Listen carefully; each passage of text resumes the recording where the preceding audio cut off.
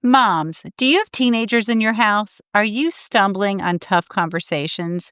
This episode on the Front Parking Spot podcast will bring clarity and direction to your teenager parenting today. Thanks for tuning in. You're not going to want to miss this one. Hello, moms. Welcome to the Front Parking Spot podcast. I am so glad you're here. I'm Jennifer Bosma, wife, mom, grandma, former teacher for 23 years, and now a Christian children's book author and your podcast host. Are you a faith-based mom trying to live out a Christian life for your family? Do you want to learn more ways that you can have power over your child's spiritual growth? Inside this podcast, you will find tried and true ideas to grow in your faith and be the best wife and mom you can be. So listen in as you're cleaning up, doing the drive, or matching that sock, and be encouraged to know that God has His front parking spot set aside for you. Hello, moms. Welcome to the Front Parking Spot podcast. Today, I have for all you mamas of girls right now, you got to listen in. I have Nellie Harden. She is a wife, mother of 4 daughters. You got me beat by one. Former worth chaser. Love that, worth chaser, trauma survivor, and an author and speaker in the space of family life and leadership.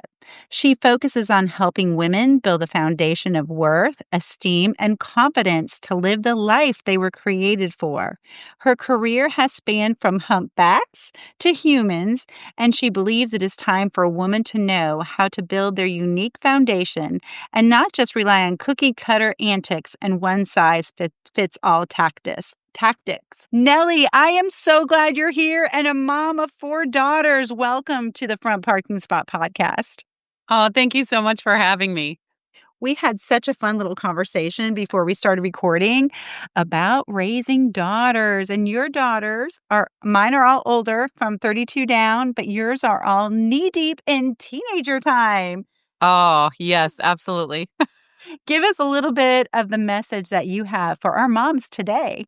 Well, so like you said, my daughters are all right now between 15 and we have a newly minted 20-year-old. And so she stepped out of teenhood, if you will. But something to remember for all of us moms and dads out there too is I think a very common misconception, especially when your kids get into really past 12, 13, because I've seen people post, oh, she's 13 or he's 13 even, and I've raised such a great young man or a great young woman, or, they're all good to go. And I was like, oh, sister, there is so much more to go. They are 13 years old, or 14 or even 17, right? And so we get into this misconception that our adolescents especially are just miniature adults. And that could not be further from the truth. In fact, if you look at my entire background's in biology and psychology. So I love to look at the functionality and how that comes to fruition in behavior choices, etc. in life. But if you look at the biology of the brain of an adolescent versus an adult, there is a distinct difference. I've even read sometime by a physiologist that said you could almost look at these brains and think they were different species. Okay. Wow. And so it's really not fair or good of us as parents to look at our 13, 14, 15, 16, 17, even 18-year-olds, even though the law, quote unquote, tells us, oh, I'm an adult now. I have 2 17-year-old twins right now.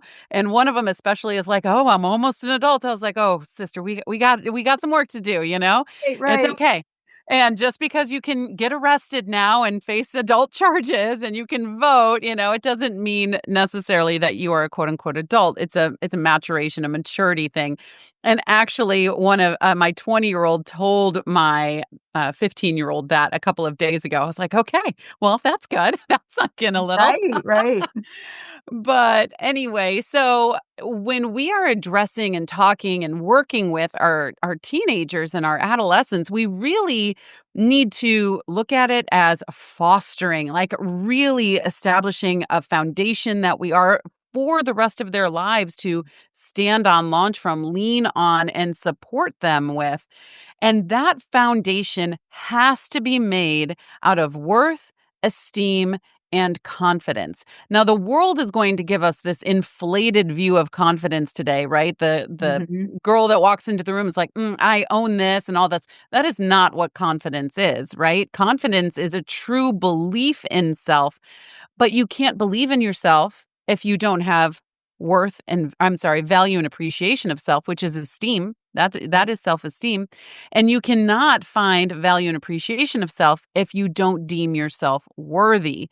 And you can't deem yourself worthy unless you know your worth through Christ. Mhm. And so that's really where it gets to. And all of that foundation is really rooted and has to be on the address of security. And so when we understand we are secure, we're in a safe space, then we can start building our worth, esteem, and confidence. That's why so many, and myself included, I know in my bio it says, trauma survivor in there. When anyone is going through any sort of trauma, massive anxiety, emergency situation, you are not concerned about, my worth and serving others and doing this and esteem and confidence. You are worried about survival Right. during that time. And when you are stuck in that survival, I am not secure mode, then you're not growing. You're just trying to survive during that, right? There's only survival, not thriving. Right. And so we need to help our kids step out of that because the world's throwing a lot at them right now. Yes, So way much. more than when my daughters were younger, being 32, 30, 28. It's cell phones, just Yeah. example. I think they got it when they were 16 and we waited till they were 16. It's just like, "Oh, Yeah. text mom when I'm done with practice," type thing. But now, whoop. Exactly. Mhm. Exactly. And, that was a conversation I just had with my youngest daughter 2 seconds before I came on here because she was just away on a vacation with friends for a week, and they had evidently their phones all the time, and so she forgot to turn it in last night, which we do here, so her phone is right here next to me on my desk right now, Right? and not as a punishment, but as a let's detox a little bit. Let's get back to some grounding, not you're grounded, but grounding is in a firm foundation under you, right? And And accountability. If she knows yes, to have her phone, I mean, if it's just like a free for all, you can have your phone any time of the day, they don't have that accountability and they know mom's gonna look at it. exactly. And you can look Oh and yeah. see what she deleted. You can, Uh, you know. It is my husband is in IT, and so he has really ingrained in our daughters nothing that you put on there, social networks, texting, anything, it's all in the cloud. Nothing is ever gone, Right. right? And so Mhm. that's something that's really important for our adolescents to understand because the part of their brain that is not developed completely is that frontal lobe right here. And there's other parts too, but primarily that frontal lobe, that frontal cortex. And that is where a lot of their decision making is and understanding if thens, right? Well, if I do this now, then this will happen in future casting.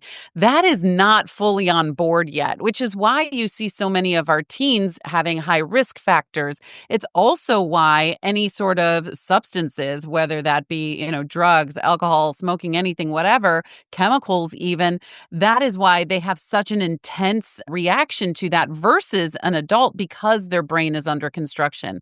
And unfortunately, because of that too, it can have some longer lasting effects because it is happening during the development of their brain. And this brain that we have in our heads as adults, that is not fully formed until like 25, 26.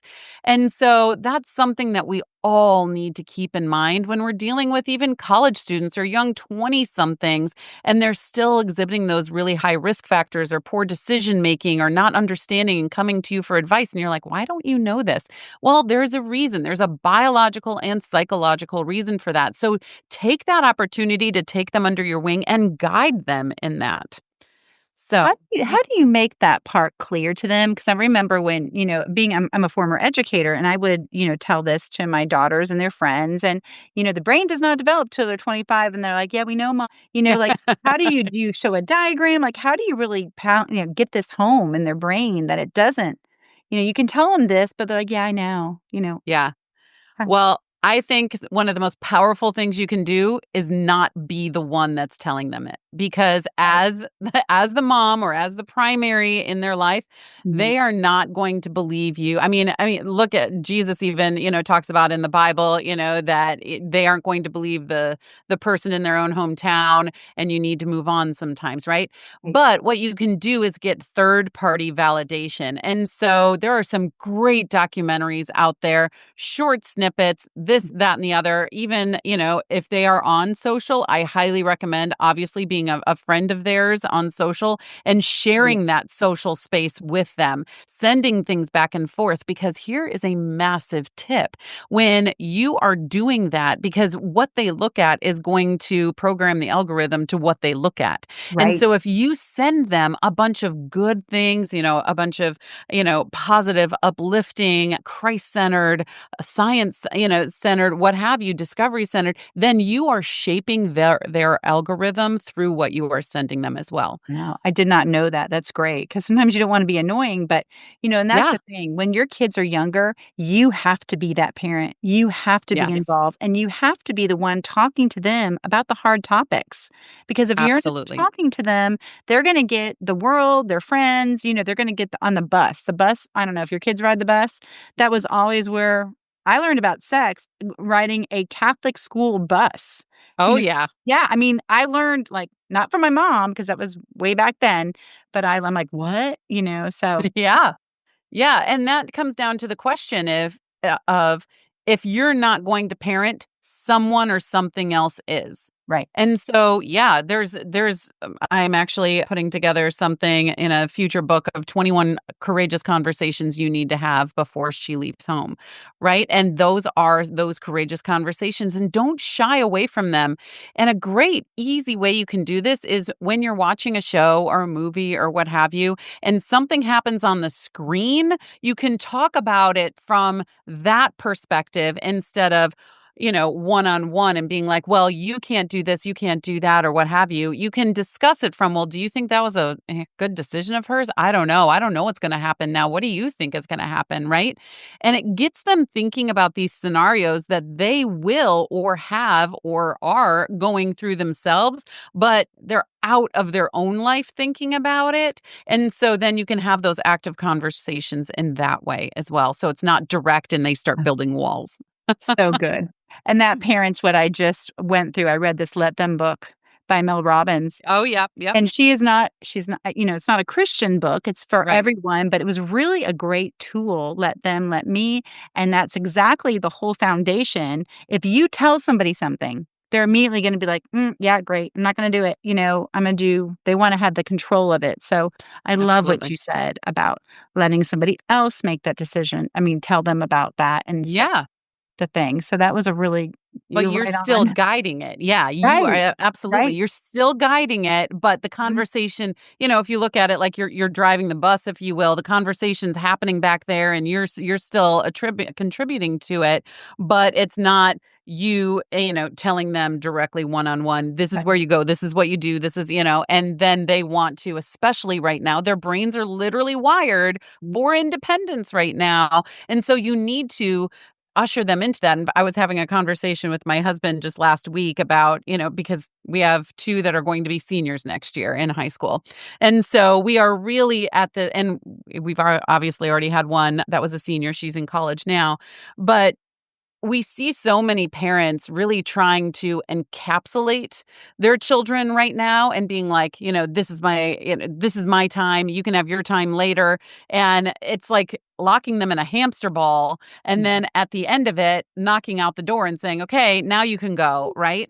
You're But then they're not being ushered into what adult life and, young adult life needs to look like and what is best for them and how to make those decisions and things. And so, I mean, think about a wedding and, at a wedding, the father or whoever's close, right, walks them down the aisle and ushers them into the next phase of life. It's not that the father drops her off at the front of the church and says, all right, good luck, bye, I'm out of here. great analogy, especially when I have a daughter getting married this September, and I'm like, "You're Oh, right." they come to the dad. I'm giving here, we walk you up, your mother and I give you away. And Exactly. yeah, 100% moms and dads. And don't stop parenting. And this is good for both sons and daughters, Yes. because so many of them just like, oh, they're my best friend. Yes. Yep. You cannot be friend first. I've seen that is the narrative that has fallen apart the most consistently, and I don't know if I've ever seen one not fall apart in one way or many ways. Mm. You have to parent first and friend second. And they can know I am here for you, but we're going to do some course correcting here, right? We're going to get back on, but I love you, I care for you, and I'm here for you, but this has to happen. Right. So, Oh, yeah. goodness. You have so much for our moms and dads listening today. Wow. Because people are scared about raising teenagers. So many Yeah. parents do back off Yeah. and they let their teenagers run the roost. Okay. So what do? We have a mom listening right now, Mhm. and she's like, I feel defeated. I feel Mhm. like I have not created this culture for my daughter or son. Mhm. And I feel like they're running the roost on me. They're the boss of me. How do Yeah. they take the steps to regain control? Well, a conversation needs to be had, a courageous conversation. First of all, it is very important to know that a courageous conversation is any conversation you feel a little bit of trepidation going into, right? You're a little nervous, the anxiety's a little high, the heart's pumping a little bit. But you have to be calm in there. Your body might not be calm. You're going to have, physiological responses. That's fine. But you have to be calm in your mind going in. Because here's the thing, and a great illustration for adults. When adults have way too much anxiety coming into play and we're stressed out and we have kind of lost our calm, our frontal lobe shuts off. Okay. And then we are just relying on our amygdala, our emotional response right there. So, how you and I feel when we are stressed out is how they are feeling most of the time and operating from. Wow. So we have to be regulated to go into a conversation, a courageous conversation where we are asking them to become regulated. Okay. Okay. So we have to be calm. And then we need to be curious and just start asking questions. You cannot come out of the gate where you are condemning or demanding or not listening, right? So ask the questions. So first be calm. Ask questions, create a safe space, right? We talked about that already. There needs to be that security before any foundation can be built. So you need to create a safe space. We do things called knee-to-knee conversations, crisscross applesauce on the floor. That's a good two-person, one, and we've done this before. I've had, hard conversations where I'm sitting knee to knee with, one of my kids and our heads are even together. So you don't have to make eye contact, but we're just talking. Maybe we're holding hands, we start with prayer if we want to bring that calm in, obviously inviting Jesus in. But and you could do kind of a circle as well if there's more people involved. But bring calm, get curious, and then you want to connect. You want to connect to their story because here's the thing, we're all humans. And even though they think what they're going through, you have never, ever experienced. In fact, no one in this entire world has ever experienced that before. Right. I promise you have an experience in your life, a story that can connect to theirs. And Mm. it's not to take away what they're feeling. It's to show them, I get you. I see where you're coming from. Okay. And so then you want to cultivate. And cultivating is the back and forth. Okay. It's like the tennis match. My kids play tennis. So it's the Right. tennis match. It's the, okay, well, this. Well, what do you think about this? Okay, well, this.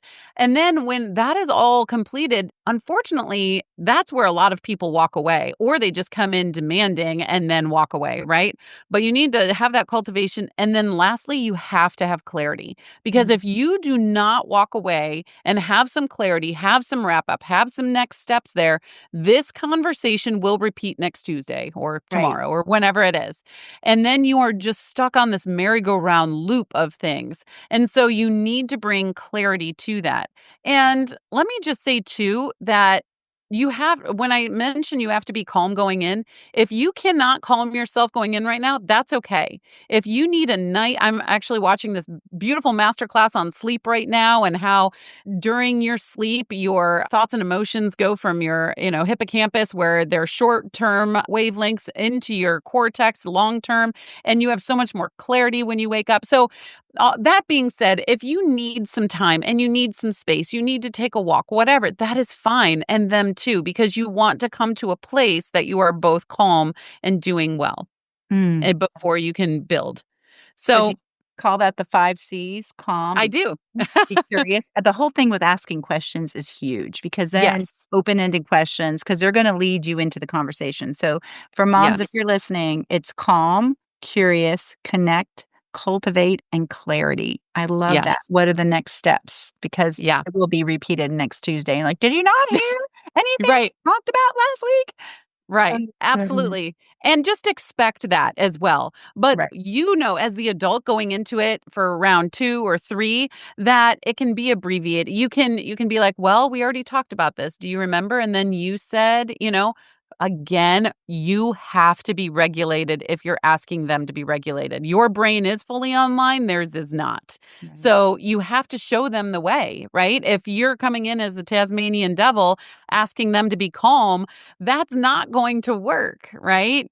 And anything that you want them to do, you have to model first. Oh, We are 100%. taking the lead. We are taking the lead. We are leading and loving them to a place that they can lead themselves. And in order to do that, we have to be able to be regulated ourselves and be thinking about, okay, if I say this, they could take it this way. If I do this, they could take it this way, and really have those conversations and forethought.